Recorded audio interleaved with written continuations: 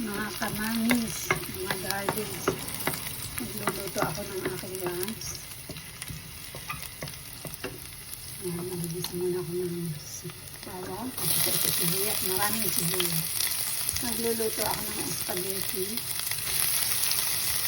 na ang sahog ay brown chicken. Kasi yun ang meron ako. Binili naman. Masarap na rin yun. Meron ibang masarap sa spaghetti na maraming sibuyas at bawang. Natutunan ko ito sa aking hita. At dahil ako vegetarian,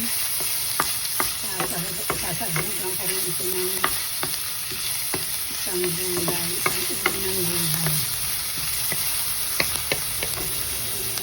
Okay. Sila-silahin naman. Kung napapansin niyo, konti lang ang mantika. Kasi nga, high blood tayo, kailangan bawas sa oil. At isa pa, alam nyo ba dito sa Israel, karamihan ay nagkakaroon ng sakit sa gallbladder. Karamihan dito operada sa gallbladder. Inalis na yung akdo. So, alam nyo naman ang gawain ng akdo. Nasala na ng toxins at kasama dyan ng mga oily foods. Kaya iwas na. Isa pa, isang nga lang ang kidney ko, kaya kailangan ingat din mabuti.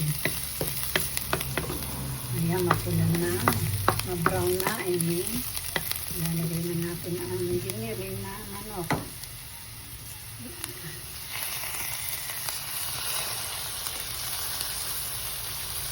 Siguro half kilo to.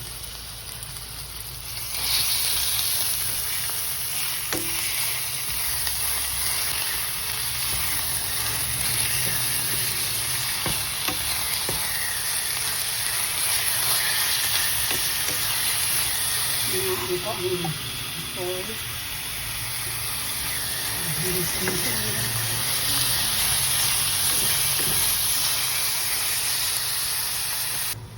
Ayan na. Nilagay ko na nga yung gulay na sinasabi ko sa inyo para may gulay siya. Ang susunod naman ay tomato paste nga ang ginagamit namin dito kasi mas malasa yun. Sa tomato sauce kasi matabang. So pag tomato paste, konti lang, malasa na. Yan nga. Dalawang tomato paste na ganito ang aking ilalagay. Maliit lang siya pero dahil na tomato paste yung malasa. Okay na. Nalagyan ng tomato paste. Pagka natin lagyan ng konting tubig. Lagyan natin ng asin. Okay lang na matabang kaysa mapaalat. Kasi pag matabang, pwede namang lagyan ng asin yan kahit luto na. Pero pag napaalat, maaari po wala ng remedyo. Paminta. Gusto ko medyo maanghang. Pagdagdag ko. Yan. Tapos tubig. Konting tubig.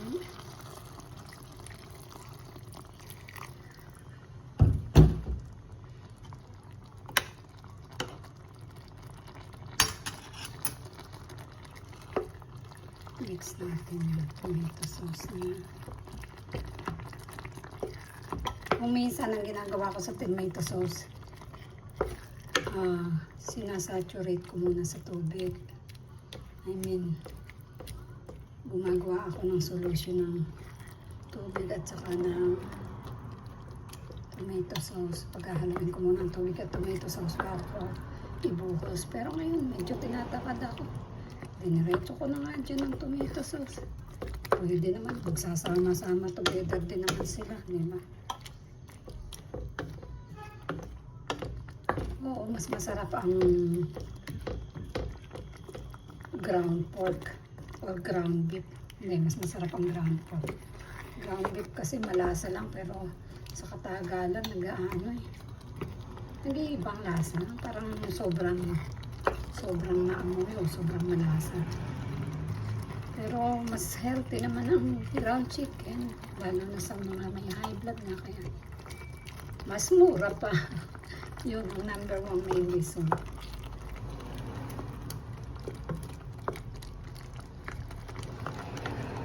Ayan. Siguro konti pang tubig. Hindi ko siya lalabugin mabuti kasi ayaw ko ng masyadong nalabog yung carrots na nilagay ko. Anyway, halos luto na naman yung kiniling na manok dahil na ang tagal ko siyang sinute, tagal ko siyang ginisa.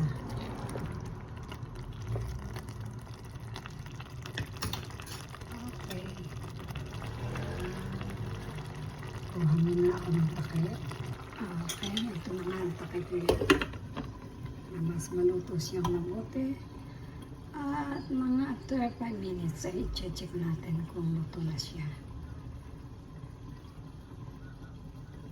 Niluluto ang sauce. Kanina ko pa nga pala niluto itong noodles. Ang ganda ng noodles dito. Sa atin sa Pinas, kailangan palagyan ng oil para hindi sila magdikit-dikit. Pero dito, walang oil yan ha. Tubig lang. Tsaka hindi sila na-overcook. Sa atin, pag lumampas ng ilang minuto, di ba, labsak na kung tawagin. Ito hindi. Kahit maiwan mo siya, lalambot siya, pero hindi siya yung malalabsak na magdidikit-dikit. Okay. Pwede na siguro i-check yung sauce. Tara, tingnan natin kung luto na ang sauce. Naka-ready nga ito dito. Kutsarita, ang tikim. Open na natin siya.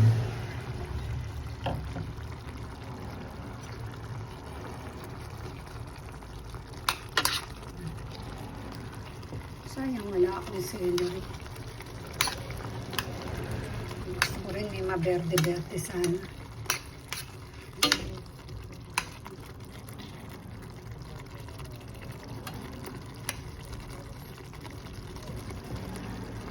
Wala tayo ng konti.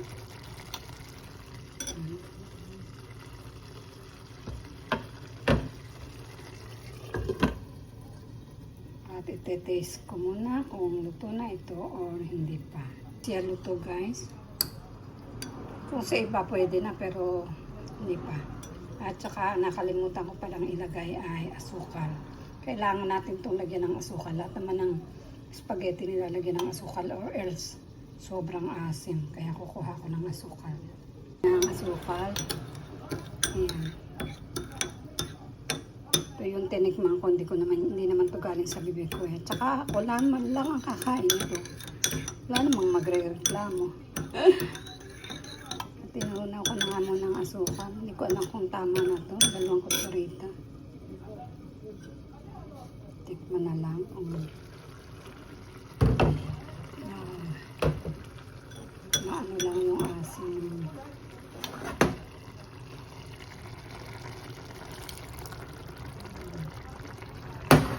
Yan natin ang pang-isukan dito. Yan natin ang konting tubig.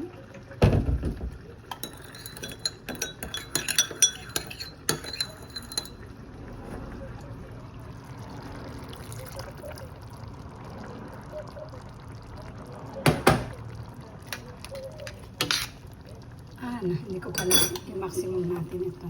Kaya para naman sa minuto. Ay, mga 4 na araw ko itong kakainin. Ang dami nito.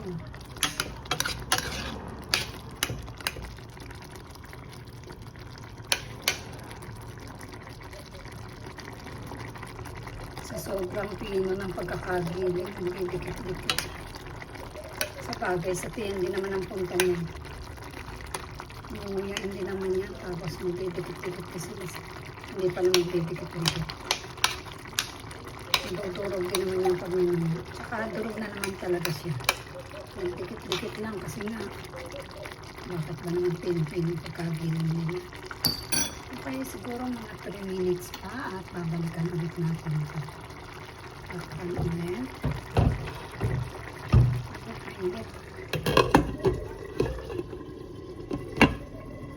At 3 minutes. Okay, check ulit natin kung ano na development dito sa ating spaghetti sauce.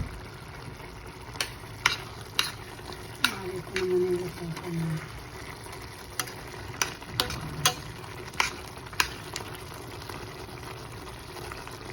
Kuhanan ako ng kutsara.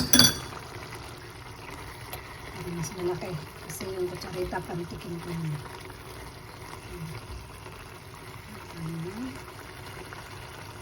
Ito konti.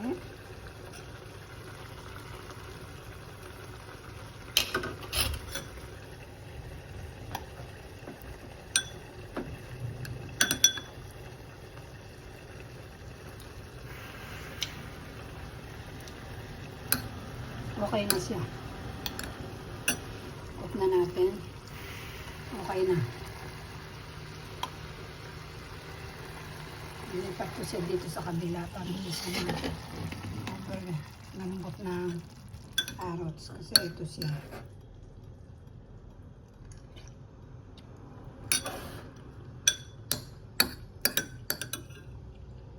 Hindi siya maalat. Actually, matabang pa nga. Ready na ang aking lunch. So, lagay ko na itong sauce.